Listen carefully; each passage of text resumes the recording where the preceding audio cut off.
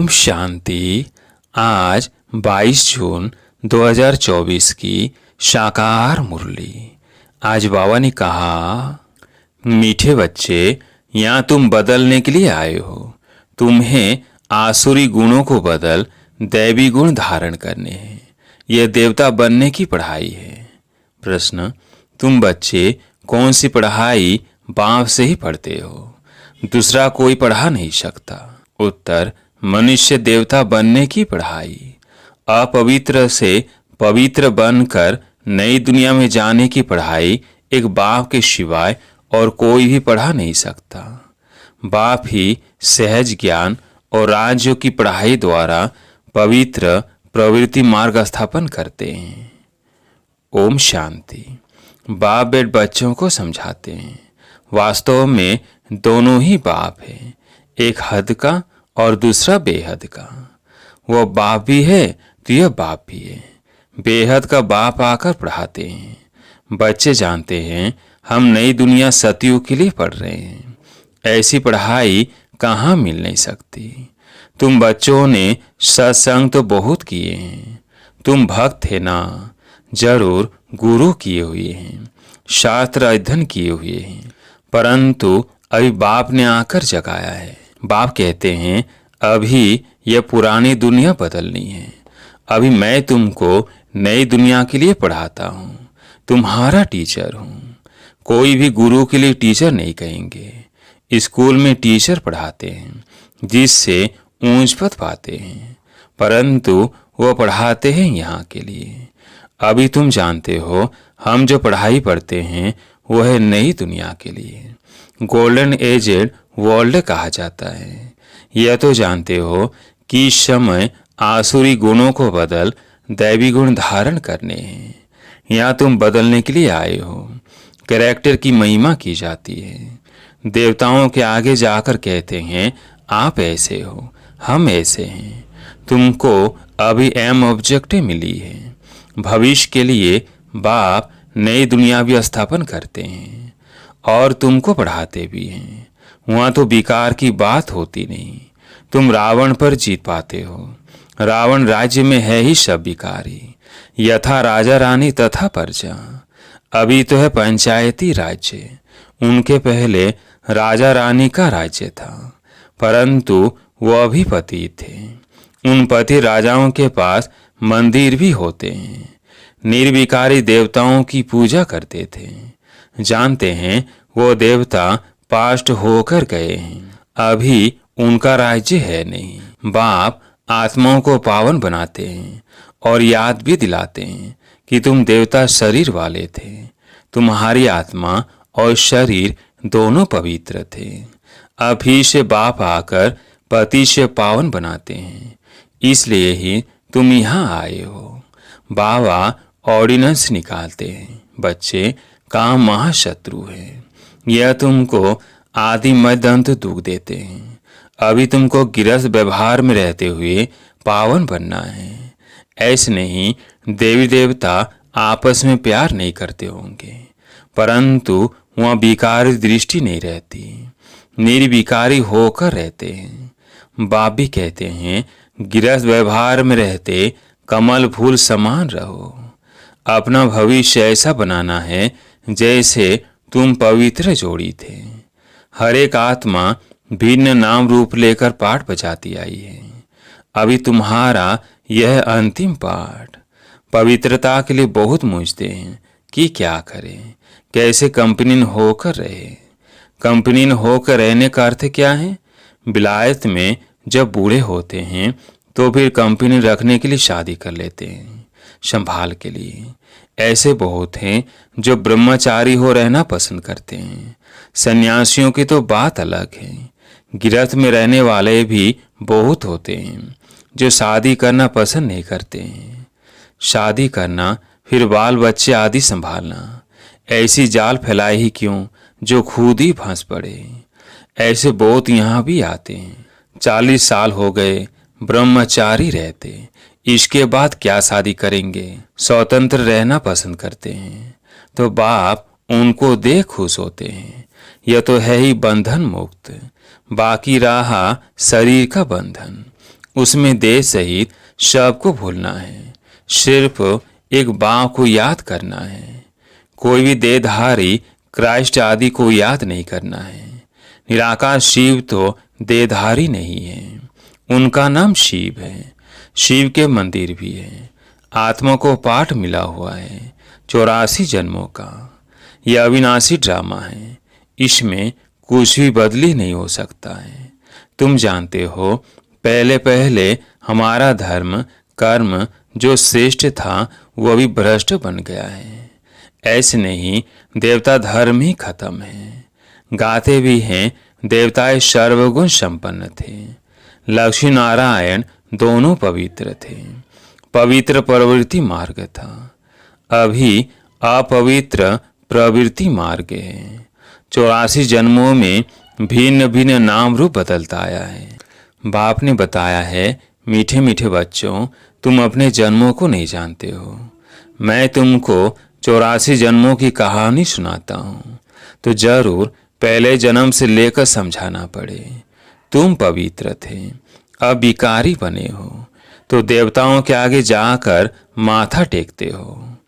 Christian लोग Christ के आगे, बौद्धि लोग बुद्ध के आगे, सिख लोग गुरु नानक के दरबार के आगे जाकर माथा टेकते हैं। इससे मालूम पड़ता है कि यह किस पंथ के हैं। तुम्हारे लिए तो कह देते हैं यह हिंदू है। आदि सनातन देवी देवता धर्म कहाँ गया, यह किसको पता नहीं। प्राय लोप हो गया है। भारत में चित्र तो अथा बनाए हुए हैं। मनुष्यों की भी अनेक मतें हैं। शिव के भी अनेक नाम रख दिए हैं। असूल में उनका एक ही नाम शिव है।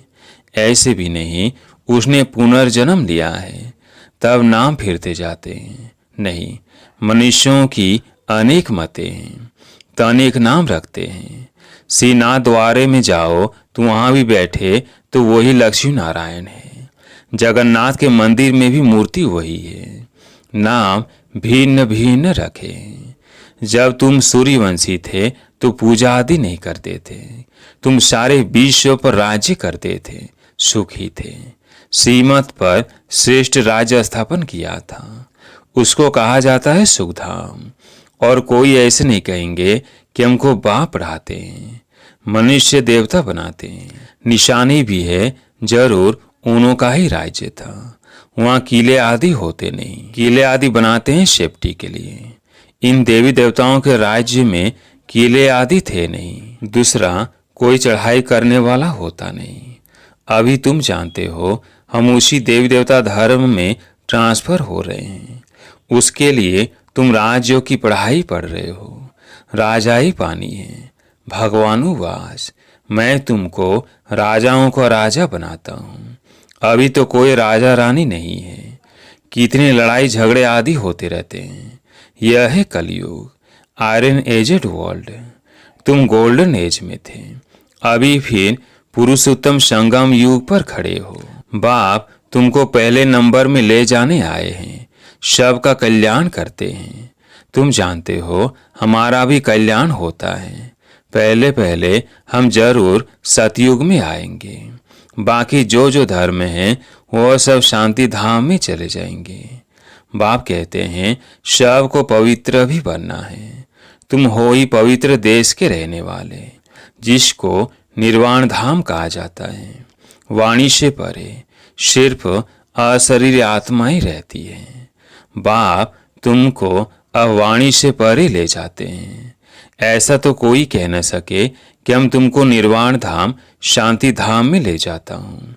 वो तो कहते हैं हम ब्रह्म में लीन होंगे। तुम बच्चे जानते हो, अभी यह तमो प्रधान दुनिया है, इसमें तुमको स्वाद नहीं आएगा। इसलिए नई दुनिया की स्थापना और पुरानी दुनिया का विनाश करने के लिए भगवान को यहाँ आना पड़ता है। शिव जयंती भी यहाँ मनाते हैं। तो क्या करते हैं, कोई बताए। जयंती मनाते हैं तो जरूर आते हैं ना, रथ पर विराजमान होते हैं। उन्होंने फिर वो घोड़े गाड़ी का रथ दिखाया है। बाप बेट बताते हैं मैं किस रथ पर सवार होता हूँ, बच्चों को बताता हूँ।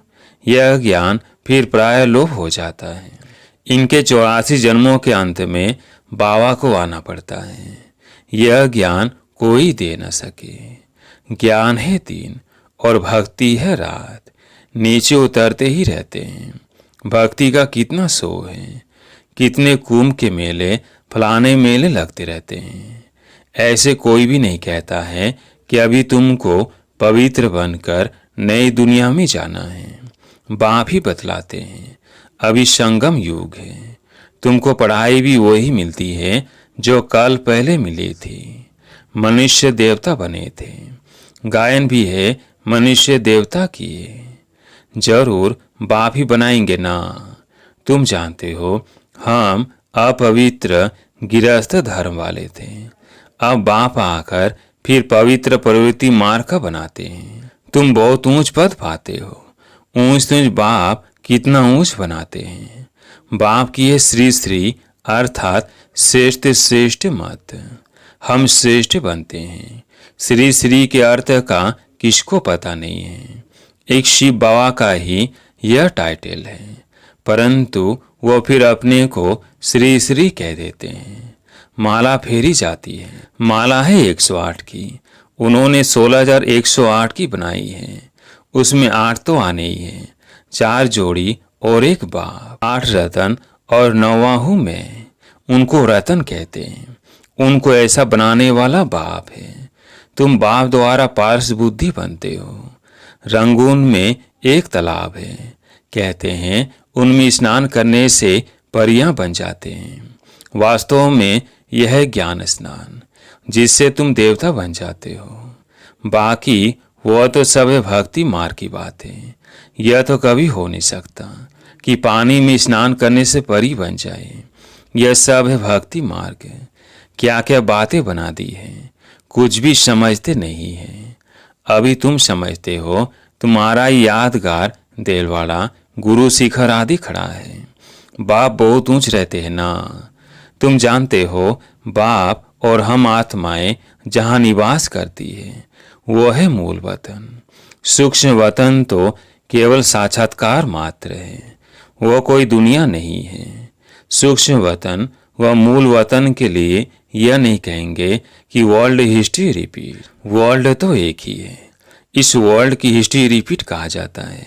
मनुष्य कहते हैं वर्ल्ड में पीस हो। यह नहीं जानते कि आत्मा का स्वधर्म ही शांत है। बाकी जंगल में थोड़ी शांति मिल सकती है।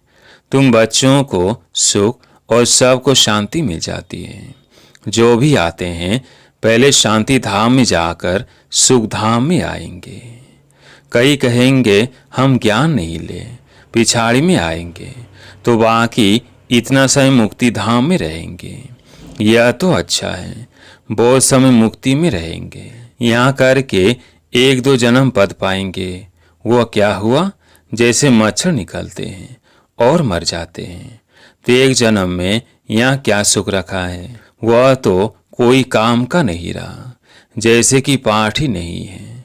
तुम्हारा पाठ तो बहुत ऊंच है। तुम्हारे जितना सुख कोई देख बन सके, इसलिए पुरुषार्थ करना चाहिए।